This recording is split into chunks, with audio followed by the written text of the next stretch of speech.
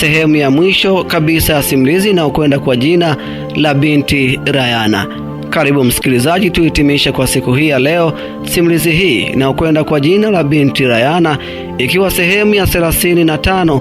Tumeishia pale ambapo Swedi pamoja na Rayana wamekwenda kuonana na rais kwa ajili ya kumpatia dawa zitakazosaidia kuponya kwa mabinti waliokuwa wametekwa. Endelea kusubscribe, kulike na kucomment katika chaneli yetu ili uwe wa kwanza kabisa kupata taarifa tunapokuwekea simulizi hii.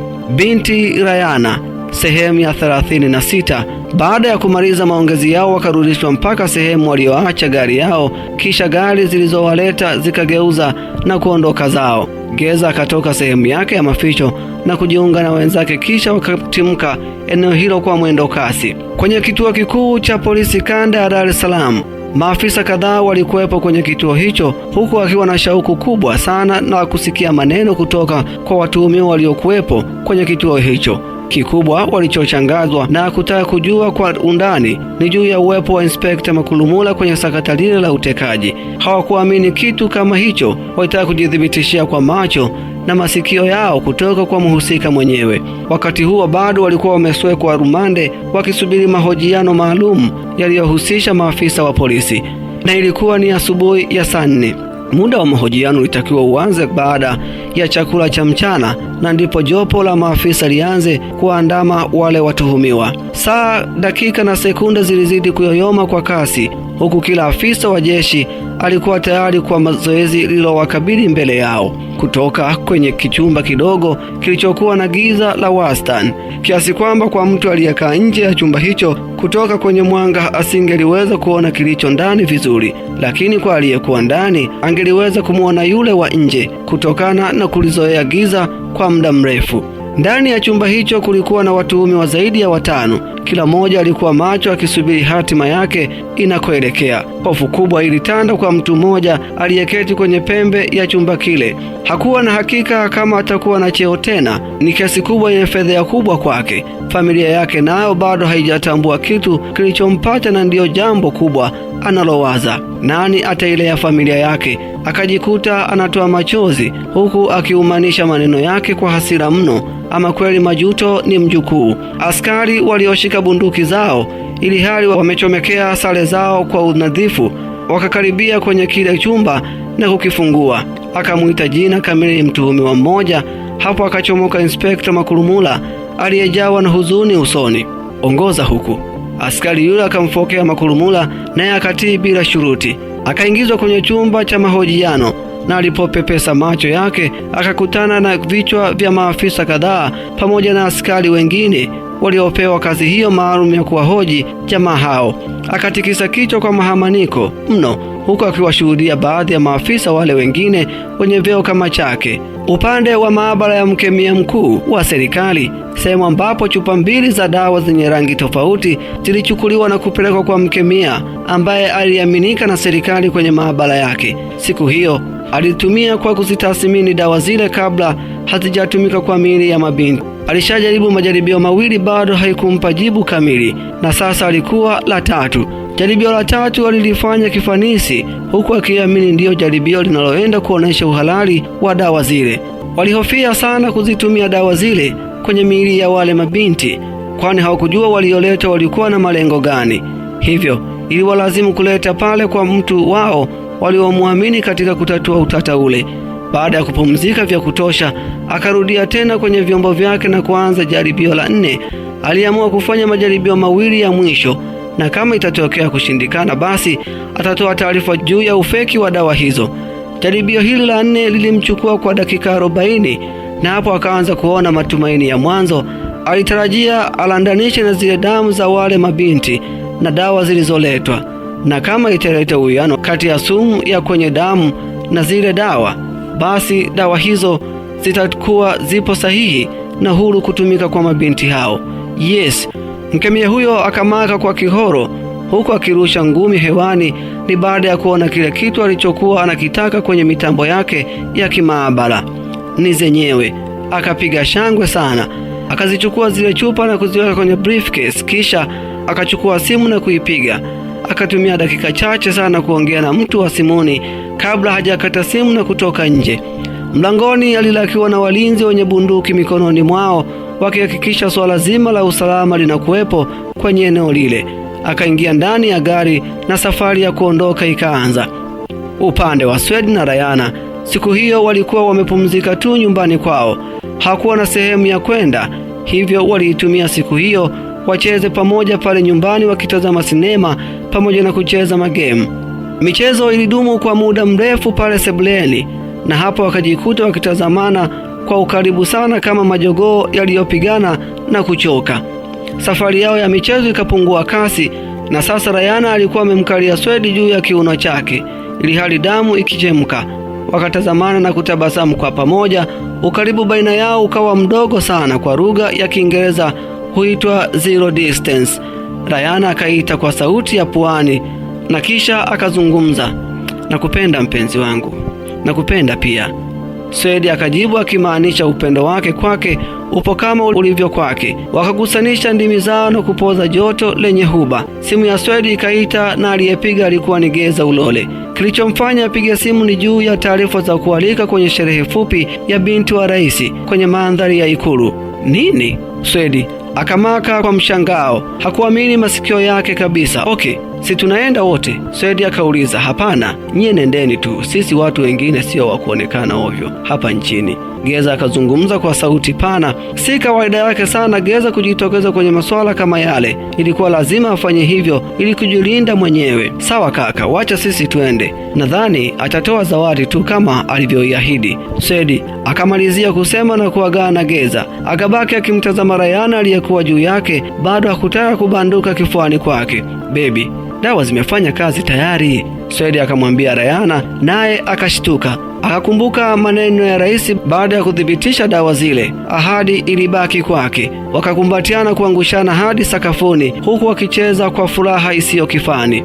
Upande kati ya kituo cha polisi, mahojiano yalikuwa marefu sana, ila hata hivyo Inspekta Makulumula hakuwa na majibu yaliyowaridhisha maafisa wale. Hivyo alisubiri mahakama ichukue uamuzi wake, ama labda ampate wakili mwenye utetezi mzuri wa hoja kuhusiana na kesi ile. Wale watuhumiwa wengine wakiongozwa na MK walikuwa na kesi zaidi ya moja. Kwanza walikuwa na tuhuma za utekaji, uvamizi wa hoteli pamoja na mauaji yaliyofanyika kule katika hoteli hiyo kabla ya kufika kwa Geza. Isipokuwa Bosco tu, huyu alikuwa na tuhuma za utekaji nyara akishirikiana na Inspekta Makulumula, hivyo naye aliwekwa rumande bila ya dhamana. Wote walilia kwa pamoja, huku kila mmoja akiwa na jambo lenye uzito ndani yake.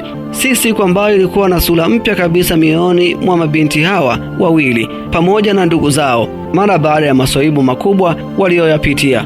Ilikuwa ni siku ya kipekee maishani mwao, siku ambayo wasingelidhani kama itakuwepo kwao kwa mara nyingine. Diana na Marcella walisubiri kwa hamu sana ujio wa watu hao waliofahamika kama raia wema na wenye uzalendo kwa mabinti wa marais hao. Ukumbi maalumu uliokuwa umeandaliwa ulijaa kila aina ya mapambo. Wako wapi wageni waalikwa? Ni kama dakika 30 mbele, gari dogo lilionekana ikiingia kutoka getini na kuendeshwa mpaka kwenye maegesho maalumu ambako kulikuwa na magari mengine. Akashuka Swedi akiwa na Rayana wake pembeni. Wote walipendezwa hasa kimavazi waliovalia. Unadhifu wao ukawafanya watu wengi waliopo mle ndani wawatazame kwa mshangao. Baadhi ya watu hao walioshuhudia wale mapatina wawili ni Diana pamoja na Marcella. Diana moyo ukamdunda, mawazo yalimrudisha nyuma na kumvuta kumbukumbu, na ndipo alipoweza kukumbuka ndiyo alishawahi kumshurutisha msichana aliye mbele ya macho yake kisa mapenzi. Alimpa vitisho haswa achane na mtu anayeitwa Aidan. Oh, mabibi na mabwana, wageni wetu muhimu kwenye sherehe hii ndiyo wanawasili sasa, tuwapigie makofi. Sauti ya George Mbasho ikaunguruma kwenye kipaza sauti na kuwafanya watu waanze kupiga makofi na shangwe, ili hali mbele yao kitazamana na watu wawili wenye mavazi nadhifu, Swedi na Rayana. Fedhea ikamvaa Diana huku asiweze kuamini kuwa wale anaowaona ni watu ambao wamechangia kwenye uponyaji wa maisha yake. Machozi yakaanza kumtoka bila kutegemea. Watu wote waliingia ndani ya ukumbi wakisindikizwa na rais, wakafika na kuketi kwenye viti vilipangwa kwa mpangilio wenye kupendeza. Wakati wote Diana alikuwa akimtazama msichana Rayana aliyeketi na mwanamume wake kwenye vile viti maalumu vilivyotengwa. Vilikuwa vitatu, lakini mmoja wao hakuwepo. Alikuwa Geza. kwenye majira ya saa 4 asubuhi na kumalizika saa 2 za usiku, huku watu wakinywa na kufurahi kwa pamoja. Na sasa mziki laini ulikuwa unapigwa. Huo ulikuwa wasaa maalumu wa watu kuchangamana, kuzungumza mawili matatu. Nafasi hiyo ndiyo aliyokuwa anaisubiri kwa dhati sana Diana. Akatoka pale alipokuwa ameketi na kuwafuata Swedi pamoja na Rayana waliokuwa wanacheza pembeni mwa ukumbi ule. Akawashtua walengwa wake kwa upole. Rayana alipotazama akakutana na sura ambayo dhahiri aliikumbuka kwa uwepesi. "Sorry sana, naomba kuzungumza na wewe dadangu, walau kwa dakika chache tu." Rayana hakuwa na pingamizi, na ndipo alipokubali na kutoka kwenye eneo lile. Wakaketi na kubaki wakitazamana tu. "Dada, unanikumbuka?" Diana akavunja ukimya kwa kuanza na swali hilo. Rayana akakubali kwa kutikiza kichwa. Hapo ndipo Diana alipoanza kutoa mahubiri, huku akiomba msamaha kwa kila kitu alichomfanyia. Mpaka anamaliza alikuwa anavuja machozi mashavuni, lakini Rayana akambembeza na kumfuta machozi. "Usijali dadangu, ni mambo ya ujana tu haya."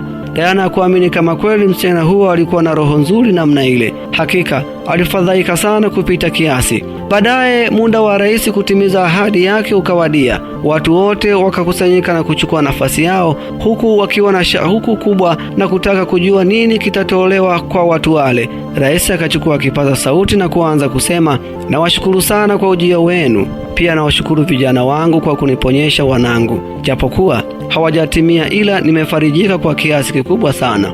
Nichukue nafasi hii kuwapa zawadi maalum kama shukrani zangu. Kijikaratasi hiki nilikiandika tangia na waahidi hapo mwanzo."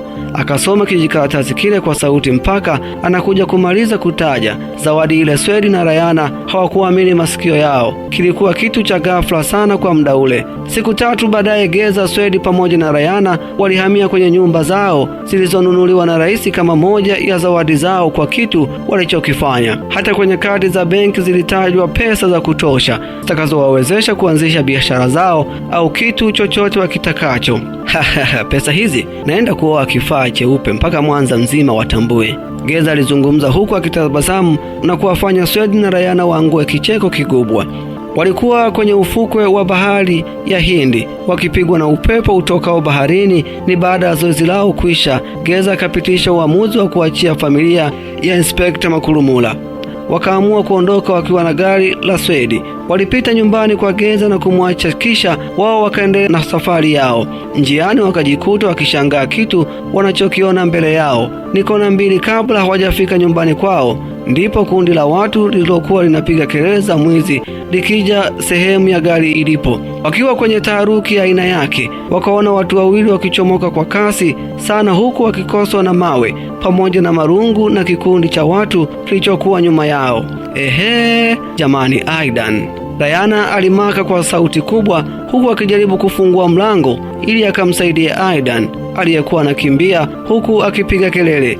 Atamsaidiaje mbele ya wananchi wenye hasira kali? Wakiwa wamehamanika tukio lile, wakashuhudia kundi lingine likitokea mbele ya kina Aidan. Wakaweka kati na mkong'onto ukaanza kutembea. Lilikuwa ni tukio la kutisha sana.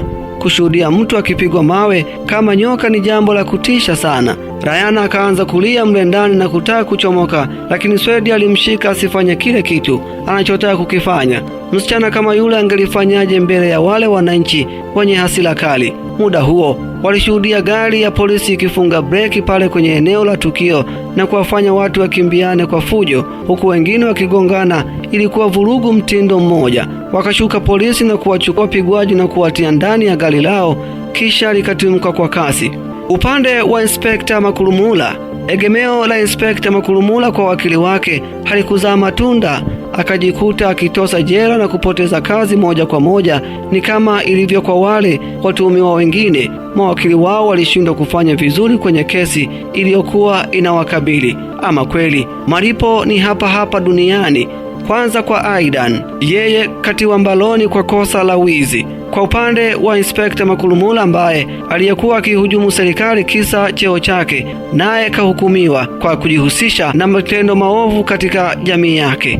Na huo ndio mwisho wa simulizi inayokwenda kwa jina la Binti Rayana, binti ambaye kwa sasa tayari anaenjoy maisha na mpenzi wake Swedi na tayari ameshapewa zawadi na rais wa nchi. Endelea kufuatilia simulizi mbalimbali ambazo tunakuwekea katika chaneli yetu hii. Mwisho wa simulizi hii ndio mwanzo wa simulizi nyingine.